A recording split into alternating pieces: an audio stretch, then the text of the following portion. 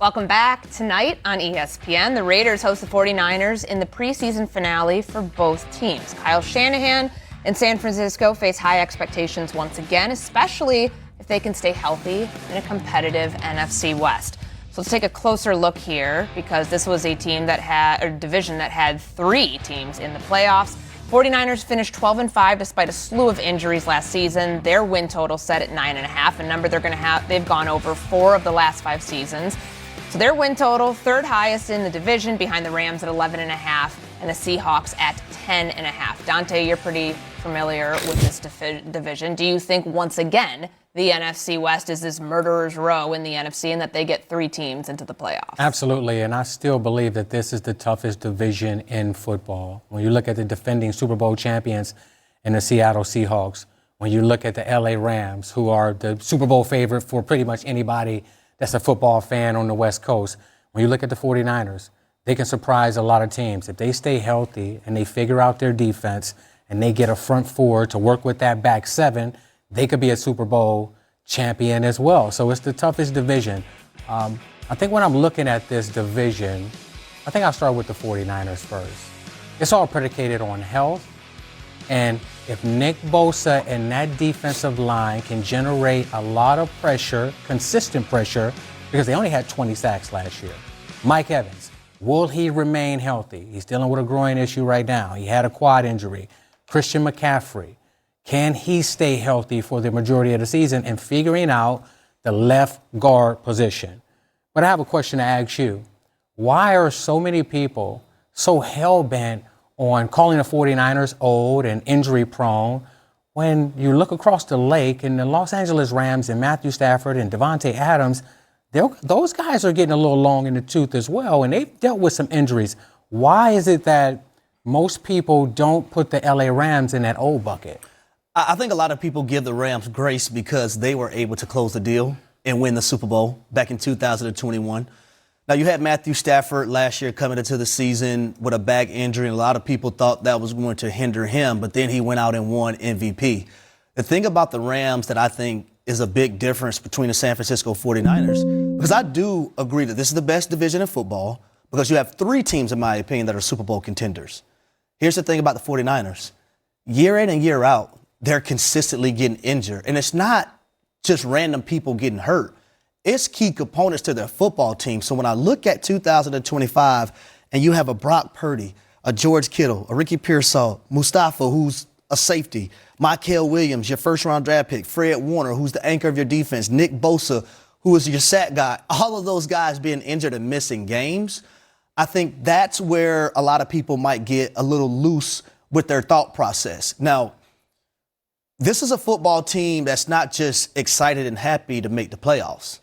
This team had 2 Super Bowl appearances under Kyle Shanahan with double-digit leads in both of those and couldn't close them. So it's not just about making the playoffs, because they were able to do it a year ago with all the injuries. But we didn't look at the San Francisco 49ers as being contenders when they got into the playoffs because of all the injuries that they sustained to key positions. So it's about keeping those guys healthy, in my opinion. And then we're talking about consistently 3 of those teams in that division being Super Bowl contenders. That's the only thing with me when it comes to San Fran. Can they be healthy? And they also have to take a deep dive, in my opinion, about why are these injuries continuously happening to our football team year in and year out? Do we need to do something differently from a training perspective? Do we need to just try something from a broader spectrum differently so guys can remain healthy? And I would also add, for this team in 2026, I really thought their receiving core was the weak link to their offense a season ago. Bringing in a guy like Mike Evans, I thought was pivotal. Stribling, that you drafted from Ole Miss, I think is going to pay dividends as well. And if you can get George Kittle to remain healthy, this team is going to be right in the thick of things. Well, I think with the 49ers, it's all going to start with Brock Purdy, and this is going to be the year where he becomes the engine to this offense. No more strictly relying on Christian McCaffrey. Brock Purdy is going to be in the MVP conversation at the end of this year. And it's not just Mike Evans. It's Christian Kirk that came over from Houston. It's Design Stribling, who was almost a first-round pick this year. Then you have Deebo Samuel that we failed to mention, who's in the best shape of his life. And I believe that he's going to have another one of those all-pro years. Now you bring George Kittle off the PUP, with Brock Purdy playing the way that he is, Trent Williams still as one of the top left tackles. Look, don't forget about Kyle Juszczyk. He's valued Christian McCaffrey. by the public like he should be valued. This is a year where if the 49ers remain healthy at large, they could possibly have a top 3 offense in the league, and it'll just come down to, does that defense and the young guys on defense mature quickly enough? Because I think that starting with the LA Rams in Australia, it's going to have to be the 49ers offense that gets the season rolling until the defense catches up. And you want to be playing your best football in October, November, December. So if that defense can come around then, they can get that pass rush moving. Look out for the 49ers. To answer your question about the Rams, the reason we don't have this same conversation about their injuries, because they didn't cost them much time. Matthew Stafford last year played the entire season. Devontae Adams played 14 games. Nick Bosa, who's the key to that pass rush, starts camp, doing individual drills, and gets shut down. He's still not back at practice. That game is happening on September 11th because they're playing over in Australia. So they got to get him up to speed rather quickly here. And it's so fascinating to watch this division because the Rams are still waiting to see if Aaron Donald is going to join forces with that defensive line. We found out moments ago from ESPN's Jeremy Fowler that Leonard Williams, their all-pro D tackle in Seattle, they're nearing an agreement on a 3-year extension. The rich continue to get richer, the team that just won the Super Bowl, and then a team like the Los Angeles Rams, when you have the reigning MVP and the reigning Defensive Player of the Year, it feels, Dante, like the San Francisco 49ers are fighting for third place in this thing. It does feel like they're fighting for third place, and we failed to mention the Seattle Seahawks. And you have Jackson Smith and Jigba over there, Offensive Player of the Year. You have Sam Darnold, who's getting better and better each and every year with his consistency, with his accuracy, with his anticipation. But they have to replace Kenneth Walker Jr. I know that they have Price. They drafted Price. But you know how tough it is for a rookie to come in on a defending Super Bowl champion. Now you're the hunted. You're no longer the hunter. So it's going to be a lot more difficult this year for Seattle to sneak up on people.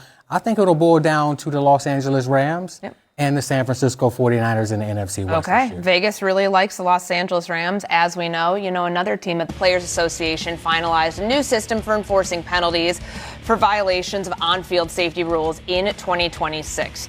Yesterday, teams were briefed on the changes during a special one-day owners meeting after players voted on the proposal Tuesday. And the goal of this is to make the game safer by cracking down on techniques that could lead to injury. So there's 5 rules violations that the NFL is looking at closely in 2026. So it's the hip drop tackle, the horse collar tackle, launching hits on defenseless players, and blindside blocks. So under this new system, a player who commits 3 violations in a season would be suspended for 1 game. Meanwhile, a player who would commit just 1 violation will get back 50% of the amount that they're fined at the end of the season. So Dante, as a former DB, we know it's very hard to play defense in today's NFL, a lot of times because of how these rules are instituted. What impact do you think these rules and the focus here on these 5 specifically are going to have on defensive players? Well, I was nicknamed Hitler for a reason. My job and goal every game was to seek and destroy.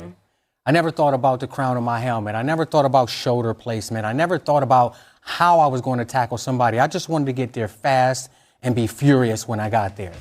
I think that it's going to put a little indecision in defensive players. You can't ask a player to play full out with all out effort and then say, okay, well, slow down in this moment, or slow down if the receiver is entering to catch a ball like this, or slow down if the running back is coming here. Slow down if you're rushing the passer to make a sack. I think that we've seen it already. We've seen quarterbacks get outside the pocket, fake slide, the players slow down, he picks up the first down. Then we've seen players say, oh, I'm not going to let that happen. The quarterback slides late, and then you hit him late. I think that with this rule, they're trying to take out the purposeful malicious hits, the hip drop tackle that put the 49ers' young first-round pick wide receiver Ricky Pearsall out for the season because he had to have PCL surgery.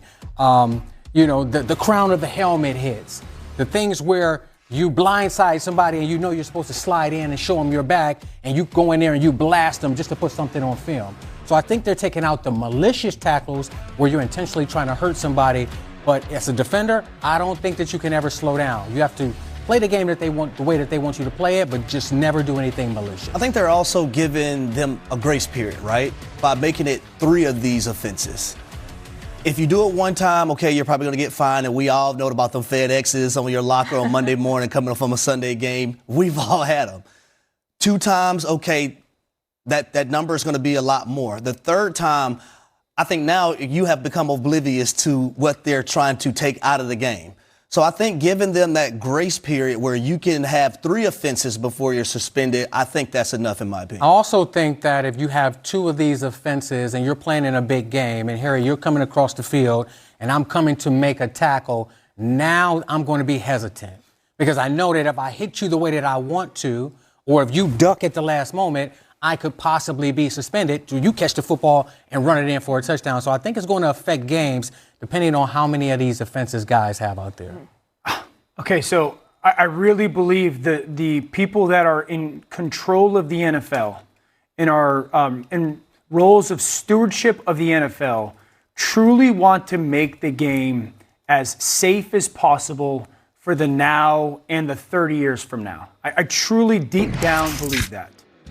Years ago, 50, 25 years ago, football was a game that was about physical toughness. It was something that was celebrated. It was something that was necessary. It was something that was mandated. You could not play football or at any level unless you were a uniquely physically tough person, uniquely mentally taking yourself to places that very few people could. You had jobs because of it. You got paid ridiculous amounts of money because of it. I still think that is definitely a part of the game, but it's different in regards to football right now is a game that is about stars. It is a game that is about eyeballs. It is a game that is about growth. And so while 2 things can be true in this conversation. The people that are stewarding the game of football in the NFL, I truly believe they are trying to make it safer. I also can admit and say that the celebration of that physical toughness of 40 years ago is now a penalty. And it's more about making sure that the Malik Neighbors and the Joe Burrows and the Justin Jeffersons and the Saquon Barkleys, they're on the field. Well, you don't want to compromise the bottom line. And the bottom line are those star players. That wasn't the case 40, 50 years ago as much as it is now. Well, times have changed. They want to player. And a lot of these I don't rules like it. You don't like it. Why not? No, because I think the physicality of the game is what made football what football is supposed to be. Sure. But and this is coming from an offensive guy. But is there a way to make the game safer and not lose the physicality? Because the problem that we've run into when there have been rule emphases before. So I go back to 2018. Remember the body weight rule with roughing the passer and how subjective that was? Did I put all 280 pounds of my body or most of it onto a quarterback, or was it only half? Like, we couldn't uniformly rule that. The hip drop tackle, for example, seems one that's a lot more objective. There's a clear cut, you do it or you don't. Do you think that these rules itself will be able to make this a more clear-cut, uniform way to officiate the game without losing that physicality? So I would say this, it has to, and the players have to adapt. Because if you don't adapt, you're going to lose a lot of your money, and you're going to be suspended games. And now, not only does that hurt you as an individual and hurt your family that you're feeding, it's now hurting your football team who is counting on you on Sundays, Mondays, Thursdays, whenever you're playing a game. He's the one to answer the question. Yeah, I tell you what. Playing the game of football and playing safety, strong safety at a high level, I watch games now and I say, I can't believe that I did that. I can't believe. We were showing old clips of you. Absolutely. I can't believe that I was able to tap in mentally and go to a dark space to where I didn't care about putting my mind and my body on the line, and I was just out there to seek and destroy. And I tell you one thing. When you change the rules and guys are constantly worried about hitting helmet to helmet or hurting another player, they're just going to start going low and taking out people's knees. Do you know what that does? Now you have ACLs and PCLs and all of these lower extremity issues. So I think, pick your poison. You're either going to go high and hit with the helmet, or you're going to go low and blow somebody's knee. And as an offensive player, you don't want that. I would rather him go high. Correct. They're trying to make the game safer. You can't fault them for that. Correct. But there's always a cost to this. And with these 5 that are going to be focused on this year, the hope is that you can just rule things uniformly and that the stars can stay safe, but all players can stay safe in all of this. So we'll leave this one here. Let's head to Baltimore. Lamar